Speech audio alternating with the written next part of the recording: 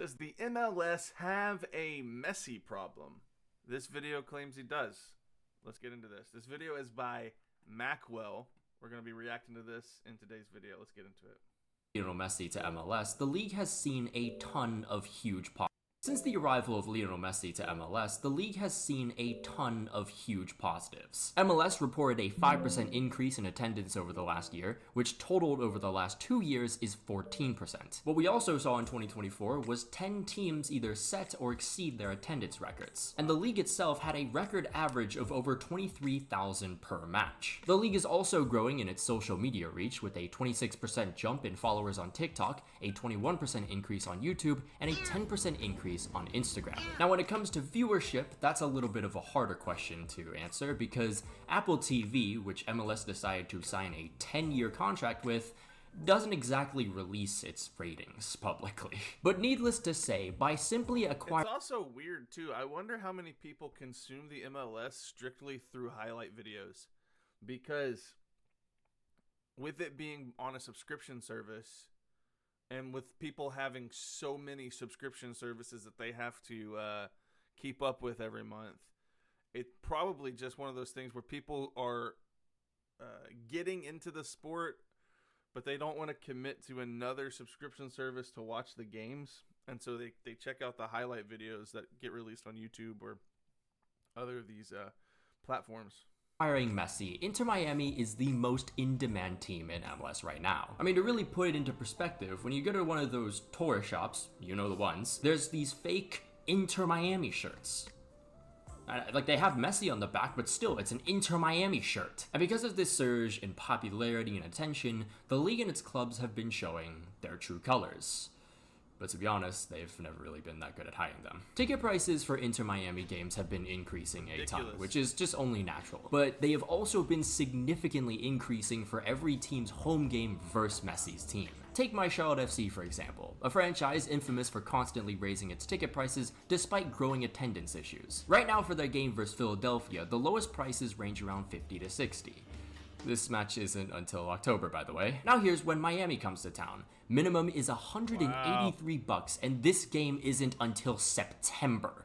God knows what those prices will look like later. Charlotte FC are the slimiest of the bunch, but there have been a lot of clubs, if not all of them, that have increased their prices whenever Messi comes to town. May 10th, Red Bulls vs Galaxy, an MLS Cup rematch, $29. Their game vs Messi 2 months later, $250 minimum. Now, this kind of price hiking isn't anything new. During Messi's time at Barcelona, smaller clubs would increase prices, and that would help them stay afloat financially. But keep in mind, when these smaller teams hosted Messi, they usually would just increase the prices from like 40 to 60. To match the insane prices of MLS, you'd have the best seat in the house. It was pretty clear that the average fan wasn't cared about, because by raising prices at home versus Inter Miami, clubs know what they're doing. They're trying to get the fans of Messi to come. If you don't get that bullshit out of my face, bitch. But say Messi doesn't come to a game. He is injured or just isn't named on the team sheet. But yeah, that's a massive hole the clubs just dug themselves. Right. And unfortunately, that has happened multiple times. Wow. Last year, Vancouver Whitecaps had to make a statement about how Messi... Now I see where this video is going. I was wondering, how has Messi ruined the MLS? Because Messi has brought significant excitement to the MLS is what I had thought, but I see where he's going with this. Messi was not coming to the city, and fans who spent hundreds were of course not very happy. In an effort to damage control, the club made food and drinks 50% off.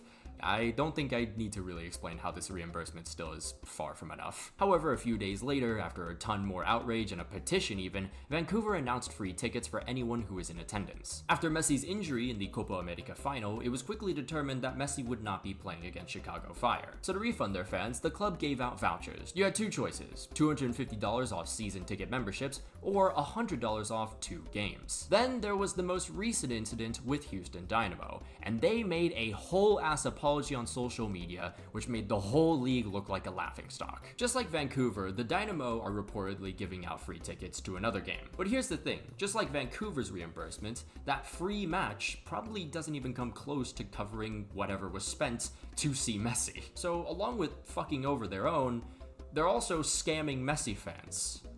How is this a good business model? The one thing you'll notice from these apology statements, though, is a phrase along the lines of, "We have no control over the lineups." Sure, but what you do have control over are those damn prices. Right. You play victim, but that greed put you in this position to begin with. And every instance of these franchises bargaining with their fans has been so embarrassing. Yeah, if you don't have control over the lineups, why should you have if you don't have control over the lineups, then why did you inflate the price when you thought Messi was going to come into town?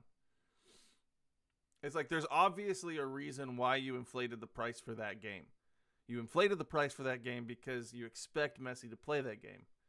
So then when Messi doesn't play that game, you can't hide behind the excuse of we don't control the lineups. You didn't control the lineups when you inflated the price. Stop playing with that. Man, the league has multiple eras, which most people around the world use to meme the MLS at its expense. Retirement League, for example. But this is arguably worse, because now MLS is just a tourist destination, and it's all because of this shameless greed from the higher-ups. It also portrays that the league is so heavily reliant on Messi that the rest of its clubs will not hesitate to kiss Inter Miami's feet or even drink their piss if it means making an extra buck. Major League Soccer is really fumbling this golden opportunity. This collective greed throughout the league blinds clubs from ideas that could give them more attention, short-term and long-term. Why isn't Lionel Messi seen as a supervillain by the other clubs? Are y'all really that pathetic enough to grovel at Inter Miami's feet? A club that before Messi had zero soul and literally broke multiple rules, and Messi joined these guys? I mean, come on! And he's also bringing his other Barcelona friends to laugh and scoff at you as if they're the wealthy sipping champagne in front of the plebs below them? Is this really what you're gonna let walk over you? This tiny club is gonna make you apologize to your own fans because they're not starting their best player?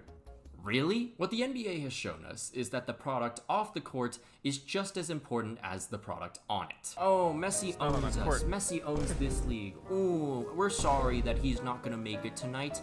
Fuck that. Hey guys, sorry, but Messi's too afraid and he's ducking us. There you go. Houston Dynamo versus Inter Miami, emotional Messi fans who missed out on seeing their GOAT, and most importantly, the droves of Messi fans from across the world frothing at their mouths seeing this. And then, little cause and effect here. You got Ronaldo fans from all over the world coming in to probably side with the Dynamo. And then boom, natural effect. Ronaldo and Messi stands start clashing, and it all started from one single social media post.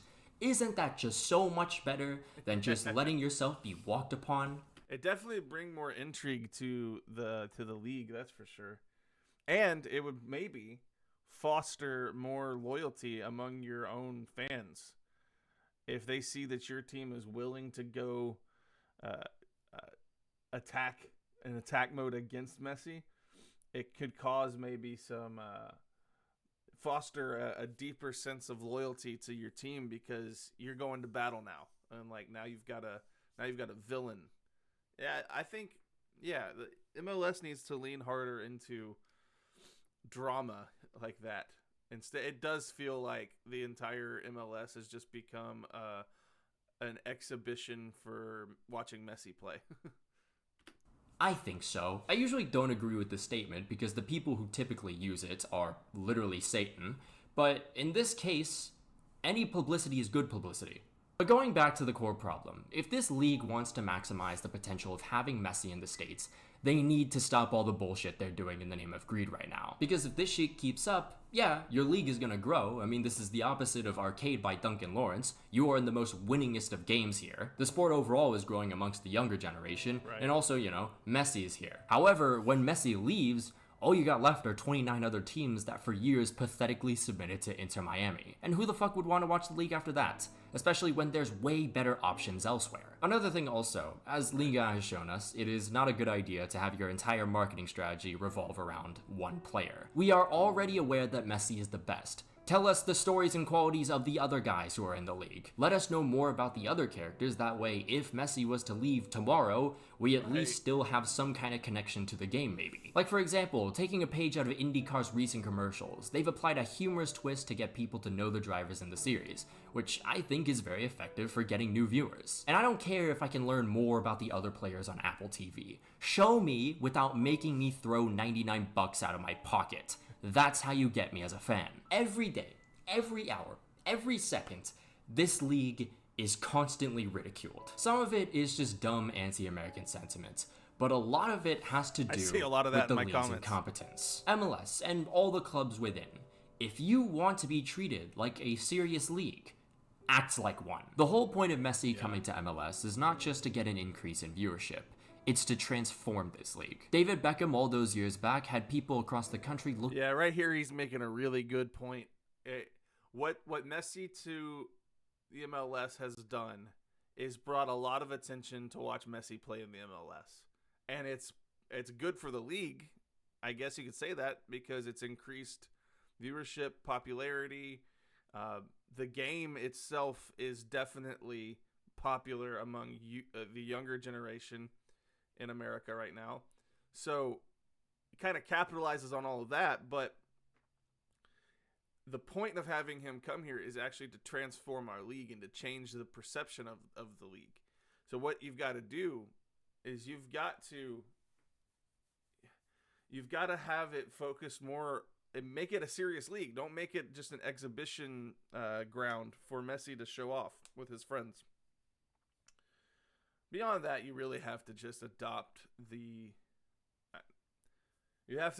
promotion and relegation. You can't be considered a serious league if you don't operate that way, and the MLS will never do it because the clubs wouldn't want to lose their investment and get relegated. Also, we don't really have that's a whole different video. We don't really have a method for the substructure of relegation and promotion because we don't have local clubs, but we could change that over time. Looking at the sport in a different light. His superstardom was a gift to the growth of football in the United States. And now the league has something even better.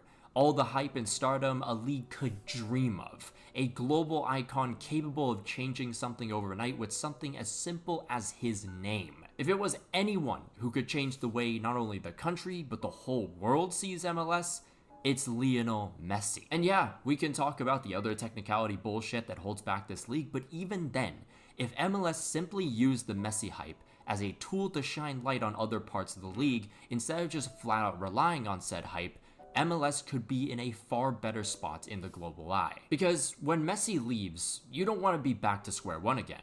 Because who's going to save you next time? If you can't even do it with the greatest of all time, how can you be trusted with anyone else? The end goal here is to be a better version of yourself after this Messi era is over. There are kids all across this country right now, all across the world, watching Messi's MLS highlights, and this should be the future generation you inspire to one day maybe play in that same league.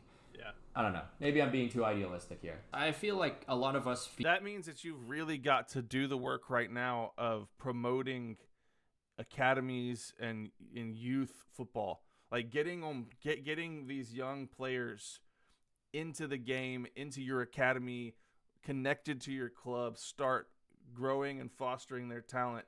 Like now's the time to really do that so that people see it as a legitimate pathway. You got to end the whole pay-to-play practice. You got to get anybody who can kick a ball, you've got to get them available to play if they want to play.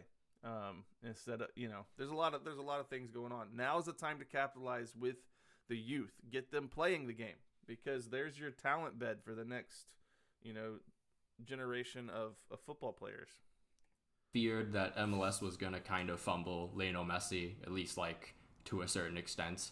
I didn't think it would be this bad, but yeah, this one apology letter created this entire video. But what do you guys think? Is MLS doing a good job with Lionel Messi, or are they not?